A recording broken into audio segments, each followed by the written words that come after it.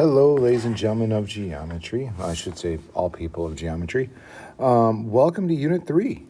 So you've made it through. You've made it through 1 and 2. Hopefully those went pretty well for you. They're not certainly not without their challenges, but you should have at least a basic understanding of kind of how we work within geometry, as well as kind of what happens when lines, points, planes, all these things cross. So now we kind of get into what is more of the most basic foundational shape in geometry, and that's triangles. Triangles are the basis for every other shape in geometry. So if we can understand things about triangles, then we can kind of understand things about every other shape that's out there. Okay, so that's kind of where we're at. That's kind of where we go from here. So now let's keep it simple when we talk about classifying triangles. So how do we name a triangle? That's where we start. So we would name a triangle by drawing this little symbol for a triangle and just saying A, B, C. Okay, so it's named by 3 points. Okay, these are often called vertices.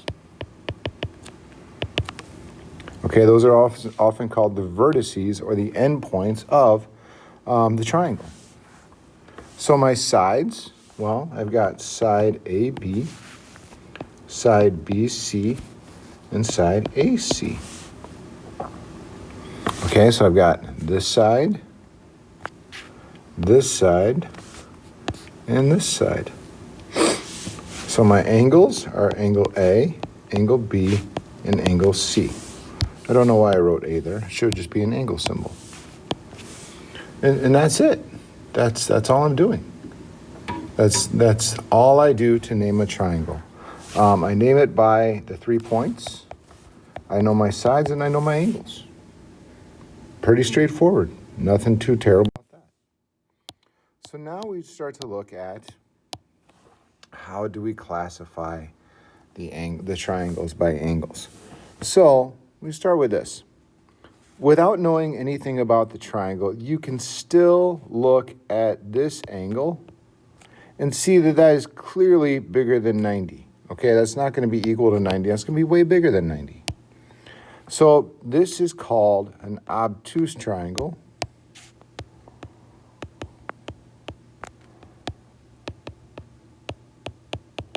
Why? Because it's going to have one obtuse angle. All right. So this one, the second one, is you're supposed to kind of pick up that all 3 of these are going to be equal. So we call that equiangular. And all that means is that all 3 angles are congruent. All right, all 3 angles are congruent.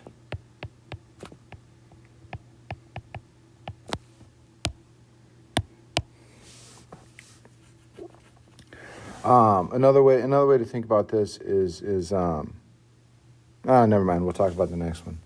The next one, not much. You can't really tell that any of them are bigger or smaller than 90. You can't really tell anything about the sides. So I feel pretty comfortable calling this one acute. Just an acute triangle. And all that means is that all the angles are less than 90. Okay, all angles are less than 90 degrees. That's kind of all that means. So this last one, it's kind of glaring, but there's this one.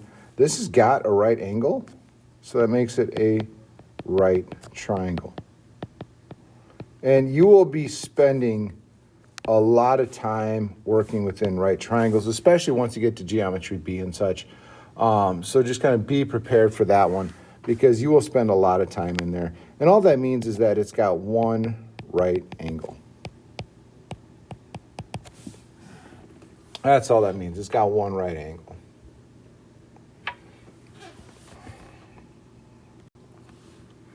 So now, this is one of the biggest ideas in Geometry A. So please, please, please pay attention to this, okay? And this is big. So put stars around it, you know, draw your attention to it.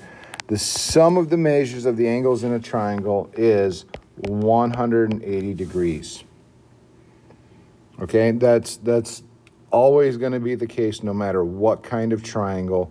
It's always going to add up to 180 degrees no matter what. It's like a rule of a triangle. Okay, if you don't believe me, then, you know, do me a favor, take a piece of paper, draw a triangle on it. Draw a triangle on it, okay? Then cut out the triangle. Okay, so you just have the triangle on the paper. Then do me a favor and tear off 2 corners and lay them up next to the other corner. So it'll look like this.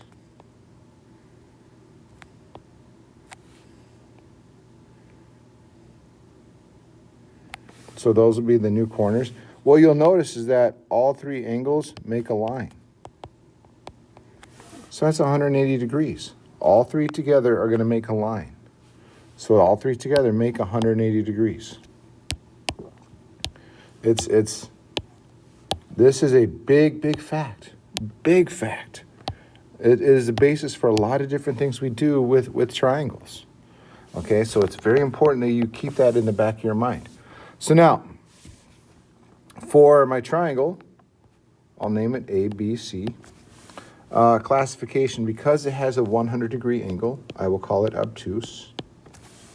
So X is going to be 180 minus 100 minus 25, which I believe is going to be 55. There's my answer. Boom. Done. Okay.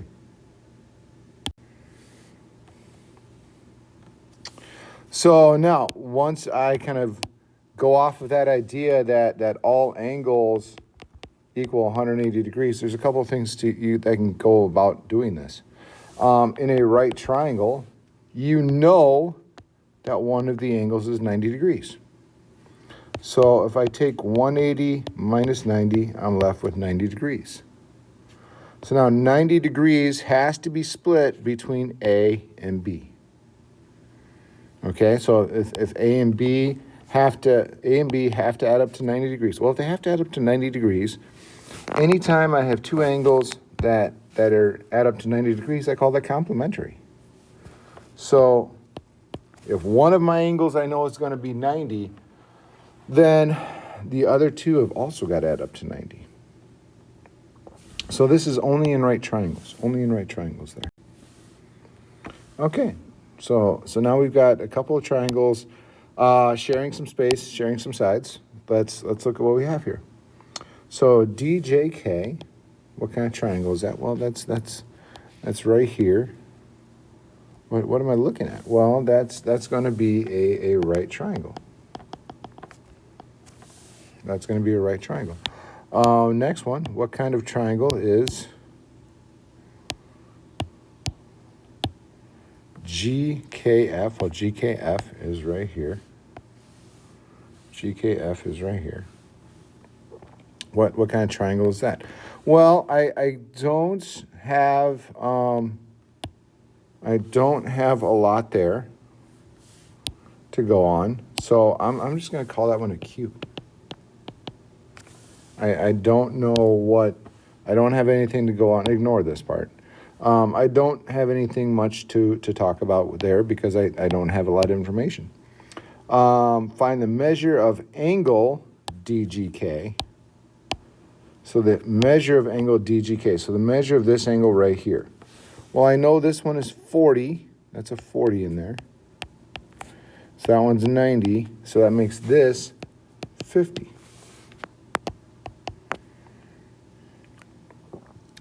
So now figure out the measure of EKF. Okay, so EKF is this angle right here. Well, now let's see. So if we got this is 40, this is 65, and I've got this angle. These three together need to make a line. So I'm going to take 180 minus 40 minus 65. Okay? So that should be 75 degrees. That should be my answer. So now KGF. KGF is this one right here. We're gonna assume that this is 90. So we're gonna assume that these two together are 90.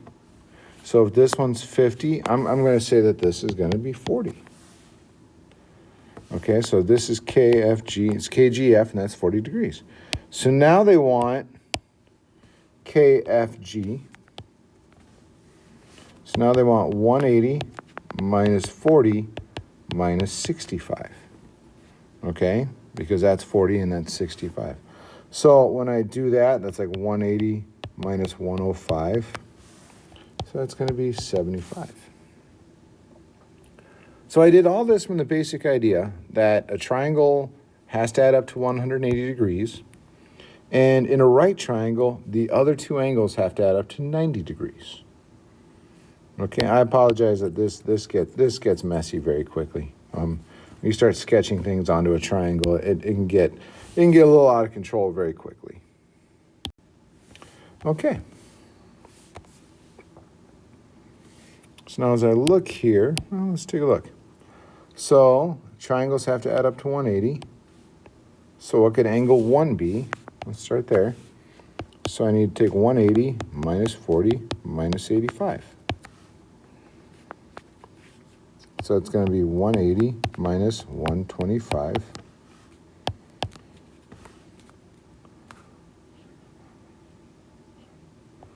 So that should be 55 degrees. Okay, so this is going to be 55 degrees. So now, what you're supposed to recognize, even though the lines don't really suggest it, is that 1 and 2 are vertical. 1 and 2 are vertical lines. Okay, 1 and 2 are vertical lines. That means that's going way back to Unit 1 times.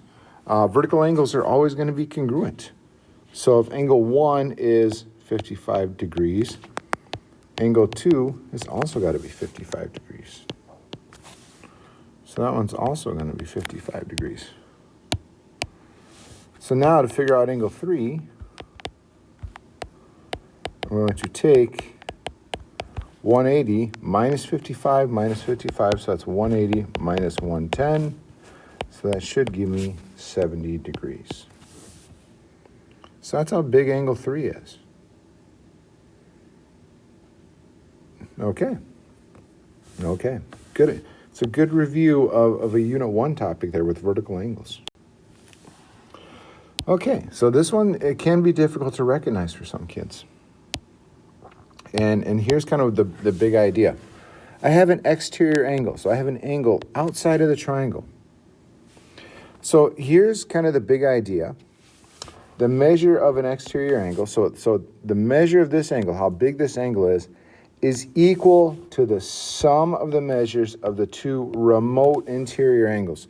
So this angle is equal to the sum of this angle and this angle, of A and B.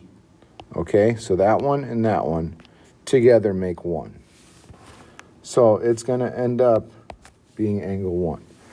Okay, and then another thing we can know, another thing we can pick up is that angle 1 and angle C together, they make a line. They make a line, so that means that they're going to add up to 180 degrees. And if you think about this for a little bit, it should make sense. So algebraically, so let's take a look here. So ABC, so that means angle A plus angle B plus angle C has to add up to 180. Okay, so we also know that angle C plus angle 1 has got to add up to 180. All right, so angle C plus angle 1, so we're using this as angle C right here. Well, they're both equal to 180. So that means that they're equal to each other. This is supposed to be like angle 1. So C is in common with both, so I cancel those out. So algebraically, A plus B is going to equal 1. It's pretty straightforward.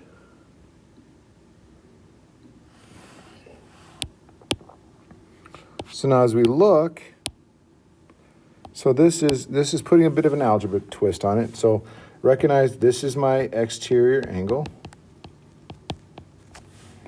Okay, so it's going to be equal to the sum of the other two interior angles. So I'm going to say x plus 50 equals 2x minus 15. So now it's an algebra problem. Okay, so subtract x, add 15. So x equals 65. Okay, x equals 65 degrees. Okay, so angle B is 65 degrees. So how big is SNB? Angle SNB. So how big is this angle right here? Well, I know that this is 65.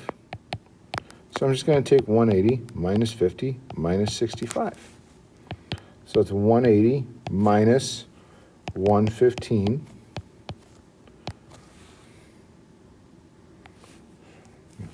So that's going to be 65 degrees as well. Okay. Okay, this is a big topic. So this is hard for some students to recognize. So please take a moment and kind of realize where that can show up. Okay, so now we go through and we look at by sides. Sides are sometimes easier to note. So here we have two sides equal. We call that isosceles. Okay, two sides equal. Okay, two sides congruent. All right, all three sides equal, we call that equilateral.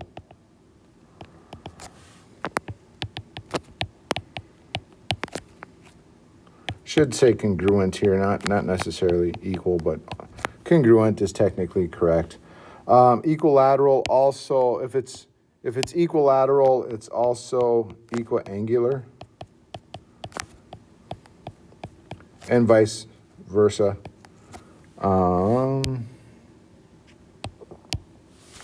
The last one, nothing in common, means it's called a scalene triangle.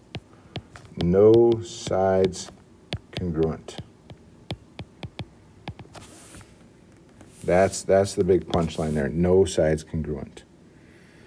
Okay, so isosceles, equilateral, scalene. Okay, so let's take a look at some of these problems. M is a midpoint of JL. M is a midpoint of JL. What type of triangle is JKL?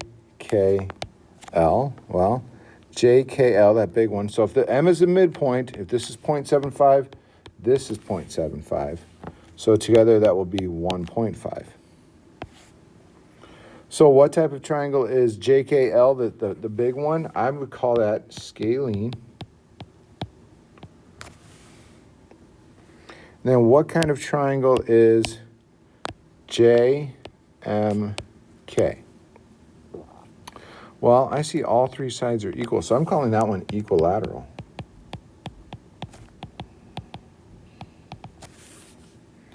That's what I would go with. All three sides are 0.75. So now let's look. So we have a triangle. ABC is isosceles. So let's sketch a picture here with AB congruent to AC. So we have a triangle here. AB, AC, and those two are congruent to each other. Find x, AB, and AC. AB is going to be 3x minus 4, AC 4x minus 9. So these two are going to be equal to each other. And just it's algebra, it's keeping your algebra skills sharp. So that's going to be not 5. That's going to be x 0, 0, 5, boom. So x is going to be 5. Okay, nothing too bad. X is pretty easy. So AB is 3x minus 4. So that's 3 times 5 minus 4. So that will be 11. Okay, AC, 4x minus 9. I better get the same answer if I did this right. Whew, close one. So both of them are 11. Boom, got it. Okay, I don't know what the purpose of that is. Okay.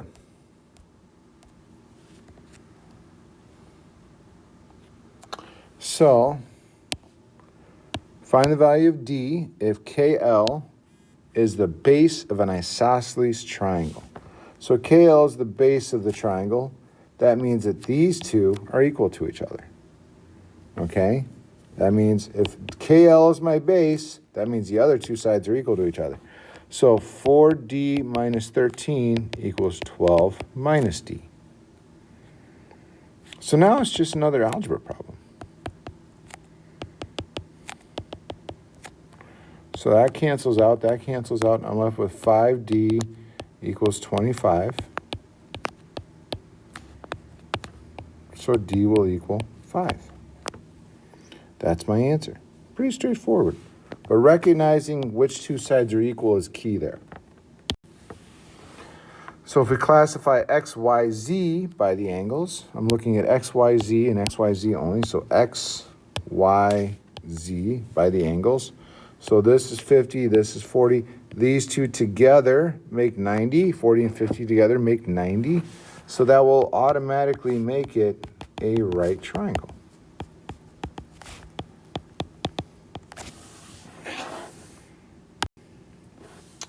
So now figure out the value of X. So if you notice this is an exterior angle. So that means it's going to be equal to the sum of these two. So 2x plus 27 plus 2x minus 11 equals 100. So that's 4x. 27 minus 11 is 16. So 4x subtract 16 over.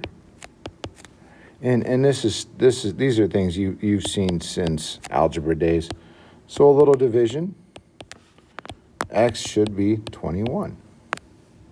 Boom, done. But it's recognizing that this is going to be equal to this plus this. So classify these by sides. You can skip this one. What I would like you to do is if you had, actually, you know, we can do this one. This one won't be terrible. So this one will take a bit. You have to do the distance formula, which is something that I said that you have to memorize. So x minus x squared plus y minus y squared. So distance of xy would be, let's see,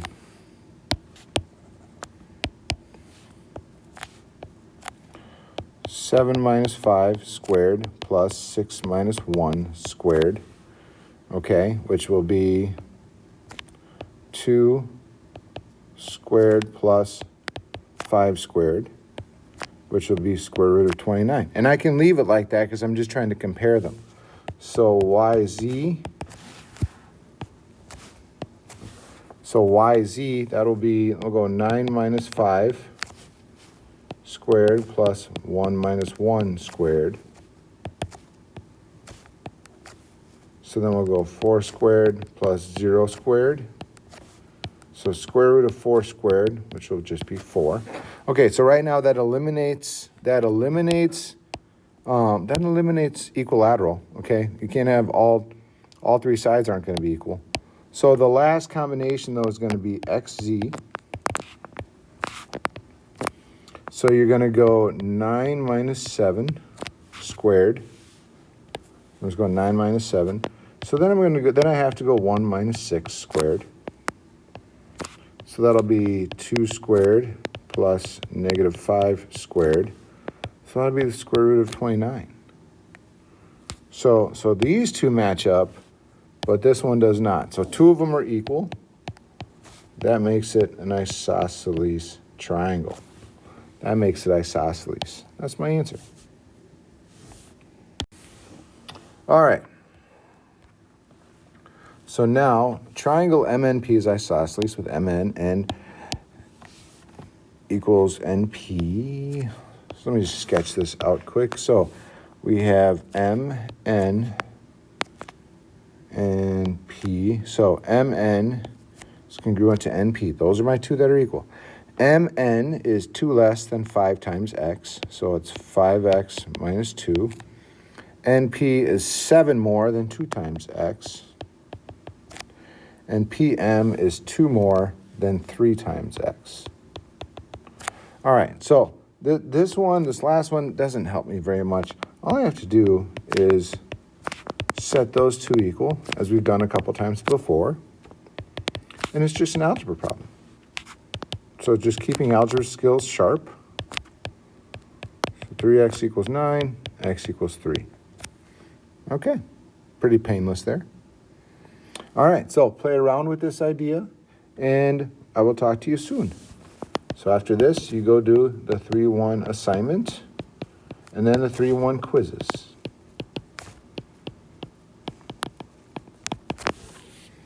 Thank you.